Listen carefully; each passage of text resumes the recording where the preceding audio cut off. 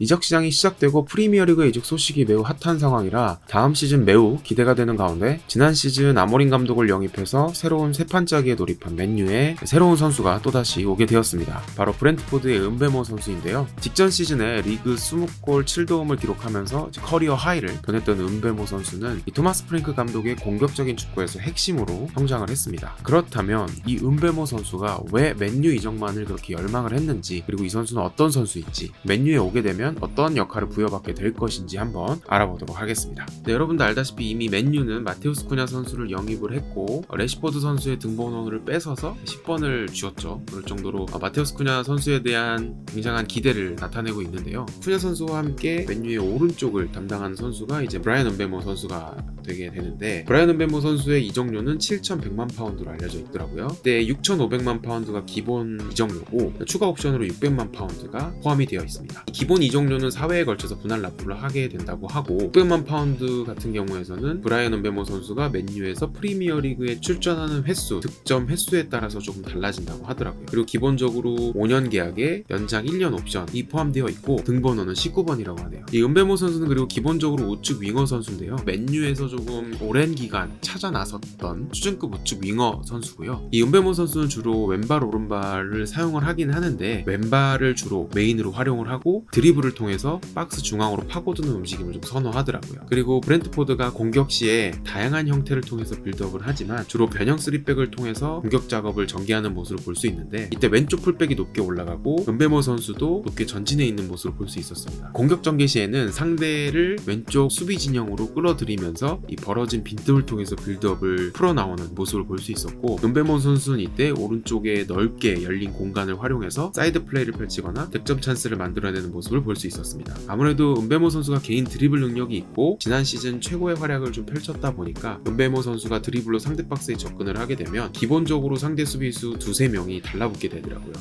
이렇게 쏠린 빈 공간을 브렌트포드의 공격수들이 공략을 해서 움직임을 가져가고 득점까지 나오는 장면을 볼 수 있었습니다. 아무래도 지난 시즌 팀에서 메인으로 활약하던 은베모 선수다 보니까 브렌트포드도 은베모 선수가 있는 오른쪽 공격을 자주 시도하는 모습도 볼 수 있었는데요. 특히나 리버풀과 같은 강팀을 만났을 때 팀이 역습 상황에서는 은베모 선수 쪽으로 공을 전달을 하고 상대적으로 넓은 지역을 은베모 선수가 활용을 하면서 이 공격 기회를 엿보는 모습도 볼 수 있었습니다. 그리고 수비 시에는 브렌트포드가 4-4-1을 기반으로 원톱과 공격형 미드필더가 전방 압박을 시도를 하고 이 두 줄 수비를 통해서 타이트한 공수 간격을 유지를 하면서 수비를 하는데 이때 은베모 선수도 수비 가담이 성실하고 적극적인 것을 자주 볼 수 있었어요. 아무래도 토마스 프랭크 감독이 이 두 줄 수비에서 측면 미드필더들도 적극적으로 수비 가담하는 것을 선호한다고 하더라고요. 그렇다면 이제 맨유로 이적을 하게 되면 이 아모린 감독과 만나 어떻게 은베모 선수가 활용될 수 있을지도 한번 살펴보도록 하죠. 기본적으로 토마스 프랭크 감독과 아모린 감독이 전술적으로 유사한 부분이 조금 있다고 하더라고요. 우선 아모린 감독은 토마스 프랭크 감독처럼 변형 3백을 활용하기보다는 기본적으로 중앙 수비수 3명을 두고 전개를 펼치게 되죠. 이때 중앙 스위퍼 선수가 1차 빌드업 시 미드필더로 올라가서 중원을 구성하고 키퍼를 포함한 3백으로 1차 빌드업을 진행을 합니다. 그리고 어느 정도 라인이 올라오게 되면 일반적인 공격 전개 시에는 3명의 수비수와 함께 윙백과 미드필더들이 수비수를 맨유 진영으로 끌어들이게 되고 그때 벌어진 수비 간격을 활용해서 공격을 펼치게 되죠. 실제로 스포르팅에서는 요케레스 선수를 활용을 해서 벌어진 수비 간격에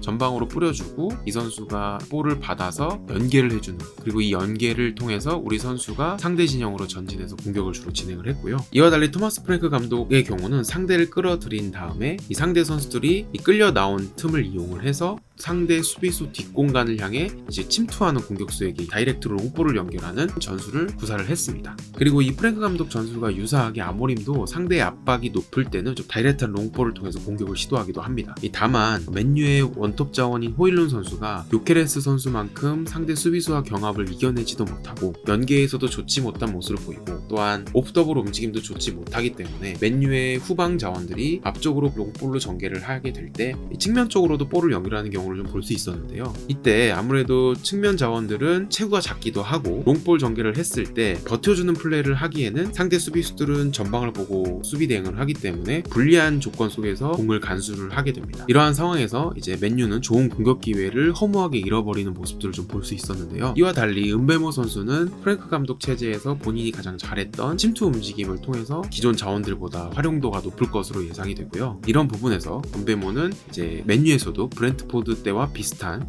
유사한 역할을 맡을 가능성이 있다고 저는 보고 있습니다. 또 이제 쿠냐 선수와 함께 짝을 이루게 된다면 쿠냐가 왼쪽에서 주변 자원들과 플레이메이킹을 시도를 하고 이때 상대 선수들을 끌어들이게 됩니다. 그렇게 되면 반대쪽에 넓은 공간을 차지한 은베모 선수에게 연결을 하고 은베모 선수의 득점력으로 마무리가 되는 공격 전개 빌드업을 볼 수 있을 것 같아요. 이런 왼쪽 공격에 있어서 아마드 디알로 선수도 같이 있기 때문에 이 두 선수의 동선을 조금 잘 정해줘야 될 것 같은 생각은 드네요. 아마드 선수도 왼발을 사용하는 오른쪽 윙백 자원이기 때문에 왼발 드립을 통해서 안쪽으로 들어오는 움직임을 자주 볼 수 있는데요. 은베모 선수 또한 그런 움직임이 자주 발생을 하기 때문에 동선에 대한 정립이 좀 필요하고 아무래도 좀 더 득점력이 좋은 은베모 선수가 안쪽으로 주로 좁히고 오른발 왼발을 모두 사용을 해서 드리블을 아주 시도하는 아마드 선수가 측면 쪽에서 상대 수비수들을 벌려놓는 역할을 좀 맡지 않을까 개인적으로 생각을 합니다. 그리고 수비 상황에서 마찬가지로 은베모 선수가 굉장히 수비 가담이 적적이기 때문에 도움이 많이 될 것으로 보여지는데 대표적인 예로 가르나초와 비교를 좀 해보면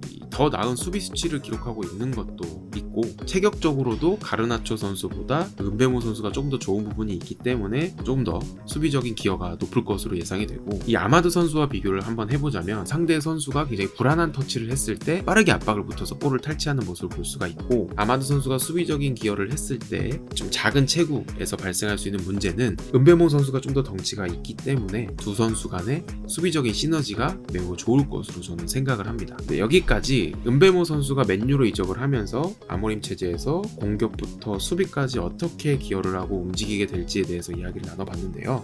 아무래도 다음 시즌은 아모림 감독이 풀 시즌을 겪게 되면서 본인의 전술적인 색채와 맨유의 황금기를 다시 이끌어갈 수 있는 능력이 있는지가 검증이 되는 시즌이기 때문에 이 은베모 선수와 쿠냐 선수와 함께 어떠한 시너지를 낼 수 있을지 한번 알아보았습니다. 저와 함께 선수에 대한 더 많은 이야기와 전술적인 이야기를 나누고 싶으시다면 댓글 한번 부탁드리고 가시기 전에 구독과 좋아요 한 번씩 부탁드리면서 지금까지 저는 블로그의 볼란테였습니다.